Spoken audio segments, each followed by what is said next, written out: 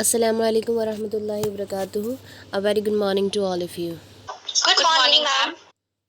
So, students, we were discussing this chapter, that is fiber to fabric. Yesterday, we have covered the types of fibers, what are the categories based on the sources from which we are obtaining the fabric.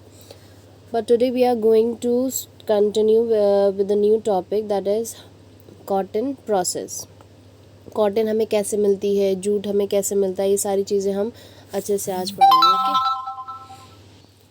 Now see, अगर हमारे पास ऐसा मौसम हो, बहुत sunny day हो रहा है, तो हम क्या प्रेफर करते हैं? हम प्रेफर करते हैं लाइट और सॉफ्ट फैब्रिक हमें मिले. और वो लाइट और सॉफ्ट फैब्रिक कौन सा होता है? कॉटन का होता है. Even bed sheets, pillow cover भी हम कंफर्टेबल चाहते हैं कैसे हों? वो कॉटन फैब्रिक के बने हुए हों. तो इसलिए अगर हम देखें तो हमारा आसपास पूरा कौन से फैब्रिक से कवर्ड है? कॉटन से. That means cotton is most important part of our life. But cotton की स्टोरी आखिर स्टार्ट कहाँ से होती है? Let's C. कॉटन हमें इस तरीके का प्लांट होता है, इस तरीके से हमें मिलता है. लेकिन कॉटन को क्या क्या चीज़ें चाहिए होती हैं? लॉट ऑफ सनशाइन चाहिए, रेनफॉल भी चाहिए, as you can see in the video. तब क्या होता है, ये जो ग्रीन बॉल्स हैं जिन्हें हम कॉटन बॉल्स बोलते हैं, ये मैच्योर होती हैं और ये बर्स्ट हो जाती हैं. जैसे ये बर्स्ट हुई तो हमें वाइट फ्रूट्स मिल जाते हैं. अब इन फ्रूट्स के अंदर क्या होती है? सीड्स भी होती हैं. इसी को ही हम कन्वर्ट करते हैं यार्न में. ठीक है. अब इसके अंदर जो सीड्स हैं हमारे पास, इसके लिए दो प्रोसेस होते हैं. We have two process. Either we have to remove it manually और we can use the machines. Machine भी यूज़ कर सकते हैं और हम इन्हें मैनुअली भी कर सकते हैं. ये जो प्रोसेस है कि हम that we are separating the seeds from the fibers, this process is known as ginning. इस प्रोसेस को हम क्या बोलते हैं? गिनिंग.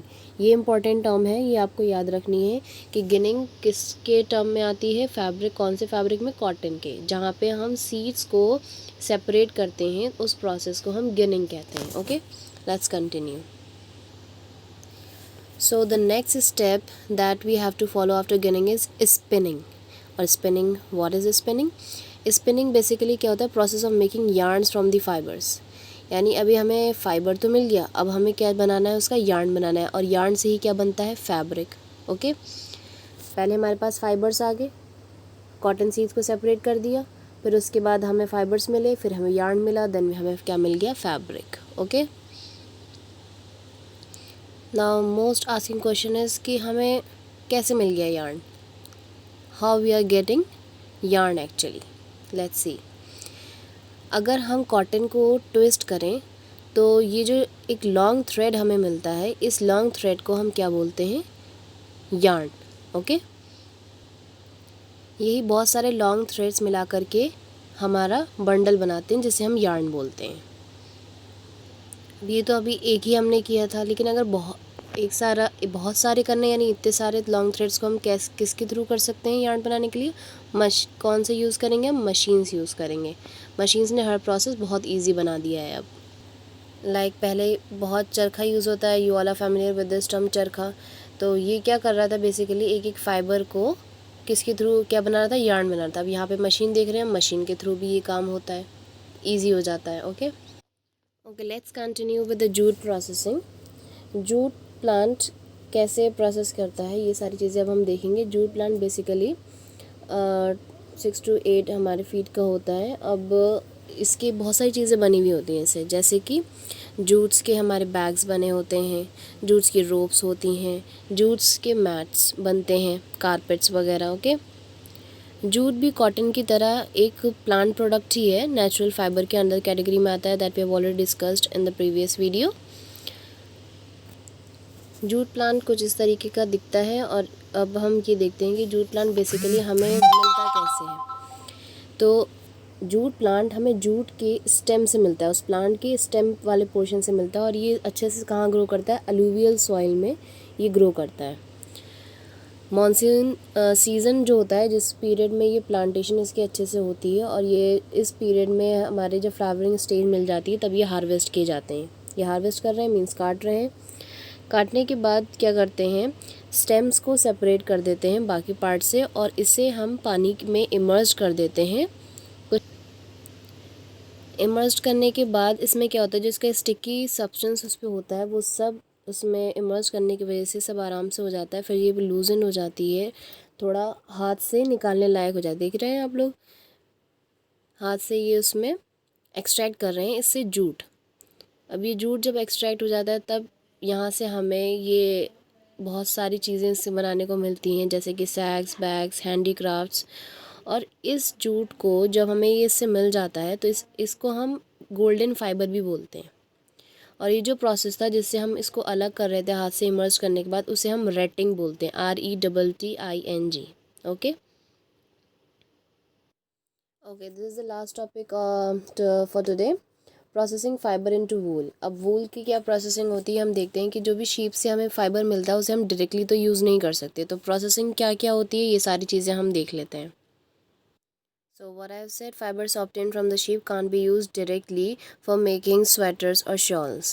तो प्रोसेस हमारे पास कौन कौन से हैं कि शेयरिंग, स्काउरिंग, सॉर्टिंग, डाइंग। तो let's see one by one what these processes actually do. Okay, so first one is sharing. Sharing basically क्या होती है कि शीप के ऊपर जो लेयर ऑफ हेयर्स होते हैं, जैसे हम फ्लीस बोलते हैं, उसको रिमूव करना।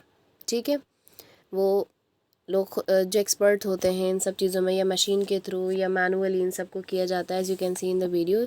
ये जो प्रोसेस है इसको हम क्या बोलते हैं, शेयरिंग। रिमूविंग दी, ये जो स्किन इसके ऊपर होती है वो डेड होती है, जिससे शीप को कोई हार्म नहीं होता, कोई नुकसान नहीं होता, कोई पेन नहीं होता। लेकिन ये कब किया जाता है, हॉट वेदर में किया जाता है। क्यों? क्योंकि अगर ऐसे सर्दियों में किया जाएगा तो कोल्ड क्लाइमेट में ये अपने आप को प्रोटेक्ट कैसे करेंगे, उससे इन्हें हार्म हो सकता है। तो इसलिए प्रेफर किया जाता है कि इन्हें हॉट वेदर में निकाला जाए, क्योंकि हॉट वेदर में इन्हें कोई प्रॉब्लम नहीं होगी अगर इनके ऊपर की स्किन हटा भी दी गई। Okay, and after some days क्या होता है कि शीप के ऊपर वापस से ये हेयर्स जो होते हैं वो ग्रो करने लगते हैं। तो बेसिकली शेयरिंग से हमें क्या मिल गए, फाइबर्स।